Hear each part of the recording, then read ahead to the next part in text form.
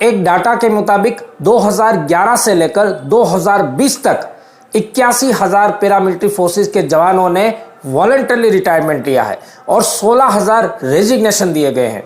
ये आंकड़ा वाकई में चौंकाने वाला है और सरकार को इस गंभीर परिस्थिति के ऊपर उचित कदम उठाने चाहिए।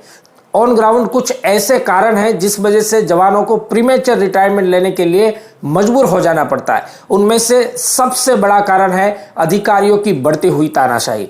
फौज में शिस्त का एक अहम महत्व होता है, लेकिन उसी महत्व और कायदे कानून का फायदा उठाकर कई सारे अधिकारी कई सारे जवानों के साथ गलत व्यवहार भी कर बैठते हैं। सरकार ने कुछ ऐसे सिस्टम बनाने चाहिए जिस वजह से कोई भी अधिकारी जवानों को बिना मतलब के नाजायज तरीके से परेशान ना कर सके। दूसरा कारण है सेवादारी। सेवादारी सिस्टम, बड्डी सिस्टम फौज में चलती है, ये सबको पता है, लेकिन इसके ऊपर एक्शन लेने के लिए पता नहीं क्यों इतनी ज्यादा ढिलाई हो रही है। एक जवान जो अपने सम्मान को लेकर सेना में भर्ती होता है और अपने सम्मान की दृष्टि से काम करता है, उसको ऐसे नीचे काम करने के लिए मजबूर कर दिया जाता है जिससे उसके सम्मान को बहुत ज़्यादा ठेस पहुंचती है। एक जवान अगर किसी अधिकारी के पास सेवादारी के रूप में, बड्डी के रूप में होता है, तो अधिकारी की नज़र उसके प्रति उतनी ही नीची हो जाती है और इसी वजह से वो सारे जवानों के प्रति भी ऐसा व्यवहार होने लगता है। तो सरकार ने इसके ऊपर उचित कदम लेना चाहिए। तीसरा सबसे बड़ा कारण है समय पर छुट्टी न मिलना। जवान साल के ज़्यादातर समय में अपनी नौकरी पर होता है, सेना के कैंपों में होता है, लेकिन उनके साथ में उनकी परिवार की जिम्मेदारियां भी लगी रहती है। जब जवान छुट्टी के लिए आवेदन करते हैं तो उनको समय पर छुट्टी नहीं मिलती है।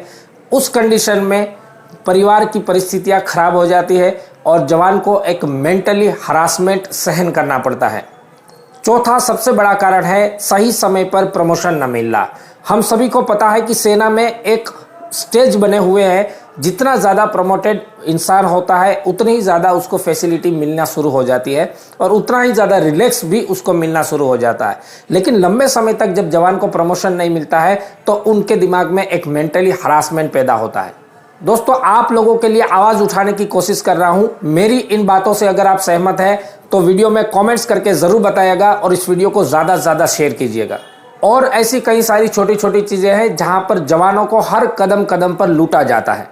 जैसे फौज की नौकरी के अंदर हर गतिविधि का समय फिक्स होता है, उसमें ही जवानों के रेस्ट का समय भी लागू होता है, लेकिन सिचुएशन कुछ ऐसी बनी हुई है कि उनको रेस्ट करने का मौका ही नहीं मिल पाता है। इसका कारण बताया जाता है मैन पावर की कमी। आखिर इतना सारा मैन पावर कहाँ चला जाता है? कुछ अधिकारियों की सेवादारी में, कुछ अधिकारियों के रनर बन जाते हैं, कुछ अधिकारियों के ड्राइवर बन जाते हैं और कुछ अधिकारियों के चमचे बन जाते हैं। परिणाम यह होता है कि ग्राउंड में ओरिजिनल काम करने के लिए मैन पावर की कमी हो जाती है। जो जवान कंटिन्यूसली काम कर रहा है वो कंटिन्यूसली काम कर रहा है और जो जवान अधिकारियों के नाम पर आराम कर रहा है वो कंटिन्यूसली आराम कर रहा है। और इस परिस्थिति को पैदा करने के लिए हमारे कुछ जवानों की भी इतनी ही शामिलात है। कई सारी छोटी छोटी चीज़ें धीरे धीरे जवान के दिमाग में घर करने लगती है और बाद में एक ऐसी परिस्थिति आती है जहां पर उनको सोचने के लिए मजबूर होना पड़ता है कि मैं प्रीमेचर रिटायरमेंट ले लूं, नौकरी छोड़कर चला जाऊं या फिर अगली नौकरी करूं। ऐसी परिस्थिति में जवानों को बहुत सारी चीज़ें सोचनी होती है अपने जीवन के लिए, परिवार के लिए। क्या सही है क्या गलत है, इसका सही डिसीजन लेना होता है। अगर आपको भी ऐसी सिचुएशन आती है जहां पर सही डिसीजन लेने के लिए आपको हेल्प चाहिए तो आप सुनिए how to decide book summary Kuku FM पर। यह बुक समरी हमें सिखाती है कि किस तरह से आप ऐसी परिस्थितियों में अपना एक सही डिसीजन ले सकते हैं, अपने प्रोस और कॉन्स का लिस्ट बनाकर या फिर किसी और तरीके से कैसे आप एक सही डिसीजन पर पहुंच सकते हैं।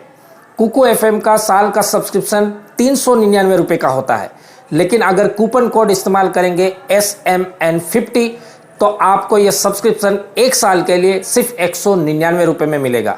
लेकिन याद रखिएगा ये ऑफर सिर्फ 250 यूजर्स के लिए ही अवेलेबल है।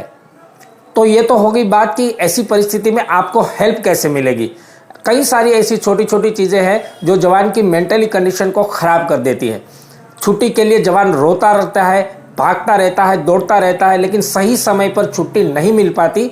उस वजह से रिजर्वेशन भी नहीं करा सकते। जब ये ट्रेन में सफ़र करते हैं तो टीटी साहब को पता होता है कि ये फौजी आदमी है, तो उनसे पैसे लूटने की कोशिश में रहते हैं। जवान ऑन सर्विस रहता है तो वहां पर एसीआर के नाम पर, प्रमोशन के नाम पर, लो मेटीरियल कैटेगरी के नाम पर कई सारी प्रकार से उनके ऊपर दबाव डाला जाता है। और जब वो सोचने लगता है कि अब मैं नौकरी आगे नहीं कर पाऊंगा, मुझे प्रीमेच्योर रिटायरमेंट ले लेना चाहिए, तब उनके प्रीमेच्योर रिटायरमेंट भी सैंक्शन नहीं होते हैं। और ऐसी कंडीशन में मानसिक तौर पे बहुत ज़्यादा भयंकर परिस्थिति होती है। जवान की परिस्थिति भी खराब होती है और उनसे काम लेने वालों की भी परिस्थिति ज़्यादा खराब होती है। और ये माहौल आजकल बहुत ज़्यादा चर्चा में है।